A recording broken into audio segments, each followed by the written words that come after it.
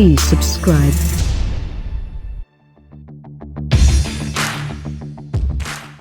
A great powertrain and stunning looks are only let down by the Q60's weird steering. I'm a firm believer that beauty is in the eye of the beholder, and that car styling doesn't typically engender universally approved opinions. For instance, I actually don't love the Jaguar E-Type. It's fine, I just don't get the abundance of mawkish sentiment for that big-nosed shape, and I've always considered the Aspirated to be one of the all-time best-looking Lamborghinis. What? You like weird things, too? With all of that taken as read, I think that there will be little debate that this new Q60 is the most attractive car in Infiniti's stable right now. And, perhaps, one of the most attractive for the brand, ever. Anyone that follows me on social media knows I even love it in gold. 300 horses are ready to ride. If you're looking for the ultimate performance version of this expressive shape, you'll want the 400 horsepower Red Sport and more than 50 grand in your checking account. But the biturbo V6 under the hood of this Q60 3.0 tons is better than a consolation prize. The 300 horsepower output, with 295 pound-feet of torque, is more than enough to make the car feel very quick. Deep forays into the gas pedal resulted in grin-producing shots of acceleration, even though the exhaust doesn't much add to the experience.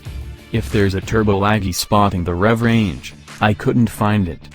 Uncompromised ride quality. Infiniti has nailed the ride quality compromise for this luxury sporty coupe segment. My commute to and from the office is littered with bad paving and frost-fueled potholes, but even on these mean streets the Q60 rides beautifully. Harsh road surfaces are filtered out for the most part, though the suspension is still stout enough to stand up to an aggressive corner or three. Back seats. Alright, I wouldn't stick a grown-up in one of the Q60's rear bucket seats for more than a trip across town.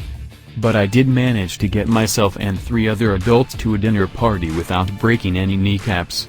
Getting in and out of the rear quarters is a little tricky, but once back there you'll find enough room for more than just a handbag or a 9-year-old, like some luxury sports cars. Again with the steering. Infiniti's direct adaptive steering, steer-by-wire, system is optional on the 3.0 tons model, which is great, because it sucks. I drove this car for 3 days and never quite settled into the steering experience, which feels either too heavy or too light at different times, and never seems to weight up naturally. Forget about any road feel, there is none. I suppose a detached experience could be okay for this posh-leaning segment, but I would still save my money and get the standard electronic power-assisted setup. Tranny trouble. The 7-speed automatic isn't a great companion for enthusiastic driving. Even in the most aggressive Sport Plus driving mode, Eco, Snow, Standard, and Sport are the others, it didn't seem to be in my preferred gear most of the time. The paddle shifters work better for this kind of driving, but they don't feel as crisply responsive as I'd like. For cruising, the autobox is just dandy, of course. Opportunity cost. There are just some great cars in this sporty coupe segment right now. The Q60 has an uphill battle despite its great looks. Particularly the Mercedes-Benz C-Class Coupe is a pretty tremendous all-around star, and the dark horse Cadillac ATS Coupe might not sell many copies, but it's perhaps the best handling machine in the segment.